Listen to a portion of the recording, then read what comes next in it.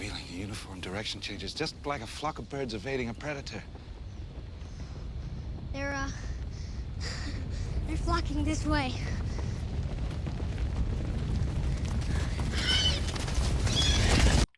So guys, we lost a great actor today. It was a really sad day. Sam Neill passed away, and it was really surprising. It was one of those things that you didn't expect. He just announced that he was cancer free, and it was unexpected for his family.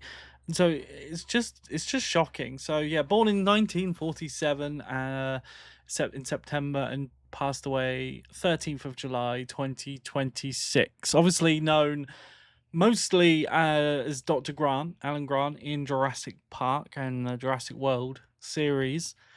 But he's done a large amount of work before and after those. Now I'm not saying I've seen all of them. I'm also not saying, oh, Sam Neill was my favorite actor. He wasn't. But he's always been there, and in some of my favorite movies. Jurassic Park is like my third or fourth favorite movie of all time. It's a movie that completely shaped my childhood and who I am as a person, as a movie buff as well, right? He was in a movie that brought in CGI effects to the mainstream and changed cinema forever. And I was lucky enough, even though I don't remember it all that well, I was about June 11th, 1993. So I was 3 years old when this movie was released. And I did go to the cinema. It was the second movie I saw in my life in the cinema. The first one I had no recollection of, which was Beauty and the Beast. But the second one that I saw was Jurassic Park. And I just have very, very, very, very vague memories of this movie. There's 3 memories of this movie. The first one is the shot with the long neck. They're getting out of the car and they're reacting to the dinosaurs for the first time. The second shot was there was the scene where the raptor's loose and you see him in the bush. You see his eye and you see a snake go past his eye. For some reason, I just remember that shot. It's a great shot, but I remember that shot really well. And the other shot was the T-Rex biting on one of the wheels when it breaks out the paddock. So that's my memories of Jurassic Park in the cinema, really. I think I was, being 3 years old, I was probably in and out of consciousness, and you only have so many memories of being that old. I'm lucky enough just to have those moments that I remember of awe. Seeing a dinosaur on the screen for the first time, and I remember my dad's reaction to seeing a dinosaur on screen for the first time because he took me to see it. So Sam Neill's always been in some great movies. And I have seen 12 of his movies. Now, he's done a lot of them. He has done a ton of movies. It's actually quite surprising how many he's done. When you go to his filmography, there's a separate page just for his cinema, just for his filmography. From earliest movie I've seen is Sleeping Dogs. And then the latest movie that I've seen him in was probably Thor: Love and Thunder was the latest one that I've seen him in, and he's done a whole bunch. So he's gonna be in Godzilla versus Godzilla and Kong, Supernova, and also a film called The Last Resort. His last movie we've seen is The Fox. He was a voice in an Australian comedy. As far as I'm aware, I know he's Irish, but he's lived in New Zealand for a lot of his time. And I just thought what I love about Sam Neill is his sort of casual, kind of very reserved and laid back performances, right? In all of his films, he's very calm in his performance.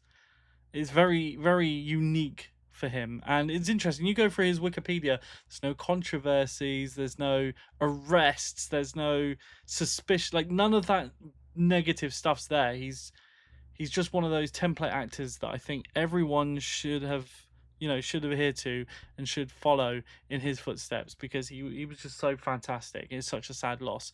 And across all genres as well, right? So let's talk about my ranking here for a second. And by the way, for those who haven't caught up, if you want more of like a ranking, like a structured, well edited ranking, this isn't the channel for that.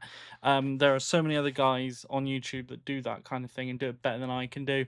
This is very much a movie buff talking about movies on this channel, and that's changed. If you're not new to the channel, my reviews are very much more laid back now.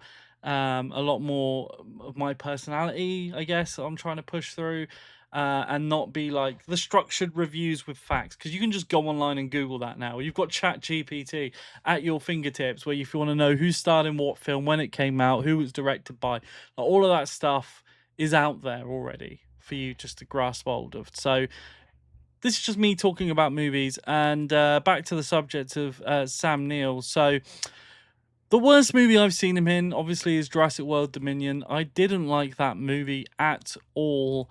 And it wasn't because of Sam Neill, obviously. I think Sam Neill was probably one of the better performances in the movie.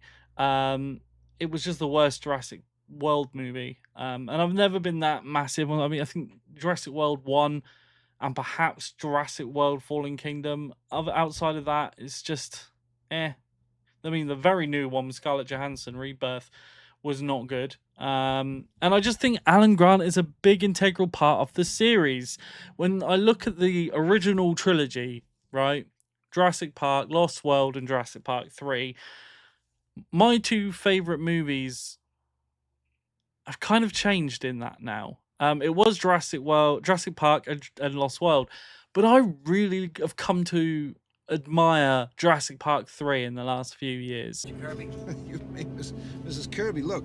Out here you'll see a group of triceratops. Miss Kirby, we have a landing strip up ahead. You want me to put it down? No. I told you I want to circle first, see the whole island. What do you mean set it down? You can't land here. What are you talking about? Hold on. I can explain if You cannot land on this island. Especially since we've got the newer Jurassic Worlds.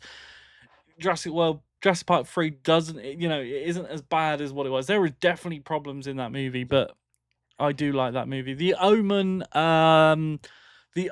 3 is a very strange movie. It's definitely not as good as the other two, but it's still a pretty decent film. I like how they wrap things up, and obviously we see Damien played by Sam Neill, who plays it so cool, like so calm, and that's what made him creepy in that movie. That's how calm and collected he was. Disciples of the Watch, I stand before you in the name of the one true God, who was cast out from heaven, but is alive in me. For being the Antichrist, right? This is insane. Again, Jurassic Park 3 as well is in there. Pretty low down. Escape Plan, he was in that. There be a smaller role where he was playing alongside Arnold Schwarzenegger and Sylvester Stallone. Like, again, two massive stars and two of my favorite action heroes as well. Sam Neill was great in what he did in that movie. The Thor movies, he's obviously in those. One of which is Ragnarok, which is just a great movie. I love that movie so much. But Thor: Love and Thunder, he was in that as well. Again, very small roles in these Thor movies, but it works. Two movies that I saw, in fact, three movies that I saw for the first time today. I wanted to watch a couple of Sam Neill movies that I hadn't seen, that have been on my watch list for a long time, and deservedly so. I wanted to be like, right, well, today is the day to watch these movies. Sleeping Dogs is one of his first movies, first feature-length movie to be fully shot and produced in New Zealand. It's quite a historic movie. Really liked that film. I thought he was great in that. It's kind of got these like a lot about the political era in New Zealand in the late 70s and the turmoil and the post-Vietnam sort of thing. Don't you pull, you poor bastard. You poor old bag of... Leave me. No, it's going to be all right, Bull. It'll be okay, I promise, Bull. That later. Smith! Put down your weapons and come out into the open! Bastards. You bastards!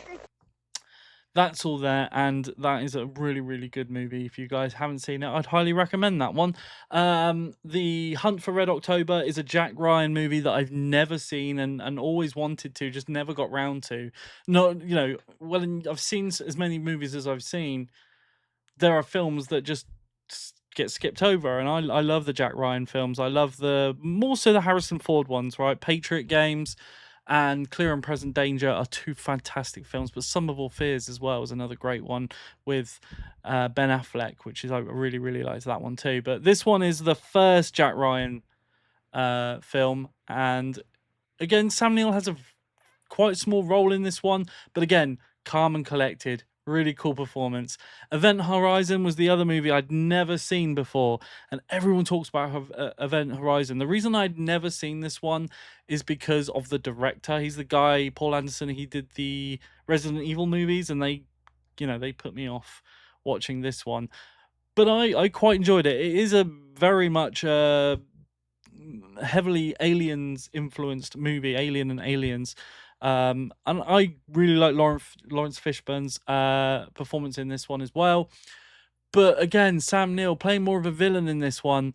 It was good. It was really good. I really enjoy, again, just Sam Neill in general. The Commuter with Liam Neeson, one of his action films. Very kind of by the numbers Liam Neeson action movie that we had a whole slate of following Taken success. Again, very small role that he has in this is solid as well. And then really, his top 3 movies for me, the first one being Daybreakers. It's a vampire movie, and he is excellent in that film. Like, that is a severely underrated vampire flick. It's not really a horror movie. You know, I always thought it would be you that would come up with a stable substitute. Not Christopher, but I guess I was wrong. Look, we go into mass production in 2 days. It's never been about a cure. It's about repeat business.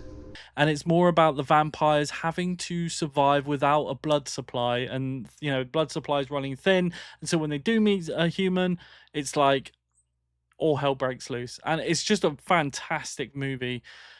Thor Ragnarok, obviously, very small role in that, but as a movie, it is fantastic. It's one of the best Marvel films. I love the mixture of comedy and fantasy. It is the best Thor movie in my opinion to date. If you're not counting his role in Avengers movies, it's the solo Thor movie. It's the best one for me. But obviously Jurassic Park. I mean, I really thought about it, like, and that is his defining role as Alan Grant. Even today, like, you need to understand how big Jurassic Park not only was financially successful, how critically successful, but also how it changed cinema, and how Alan Grant's role went to influence other people in this movie. Chris Pratt's role is essentially a new Alan Grant. He really is. He's very much beat for beat the same kind of character. And how many movies went on inspired by Jurassic Park is just, the list is endless.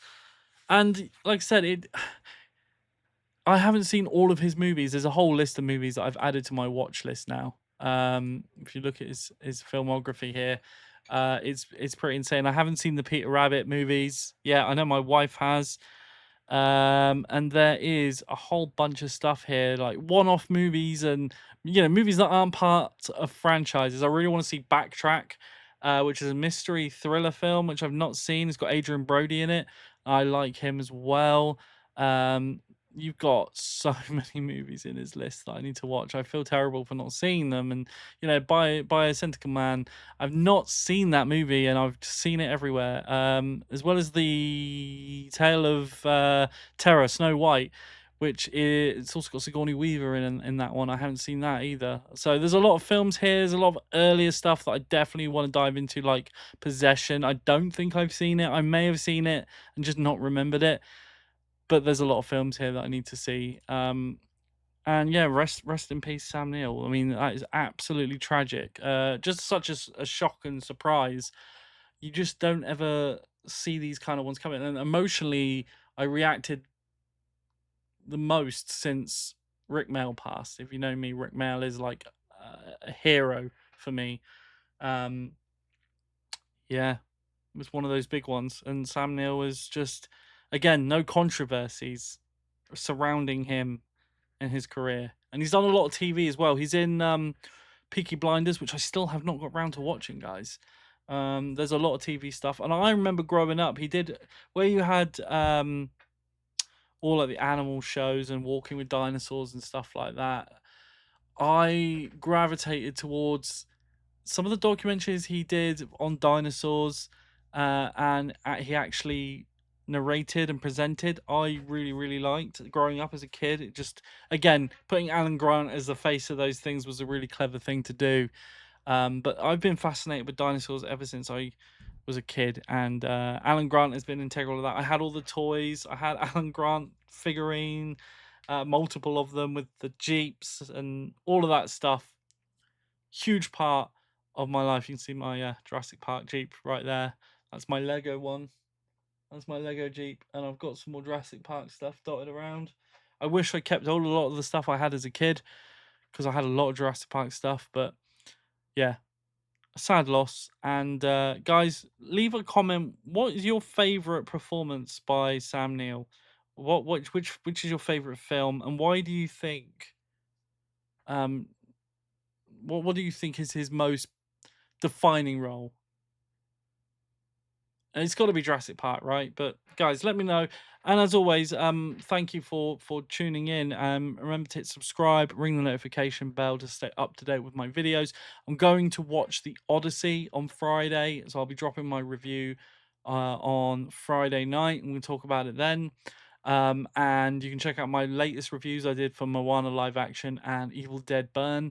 And yeah, it's just been so hot here. Normally I'm going to pump out a few more videos, but UK is dealing with a massive heat wave right now, and it's horrific. Sitting in here under the lights and having my computer on, which is basically just shooting heat out. I feel very jealous of you Americans and other people in the world that have aircon in their homes, because we don't, and it can be quite horrific. So we're gonna leave it there, guys, and I'll see you on Friday with my review for The Odyssey. And like I said again, rest in peace, Sam Neill.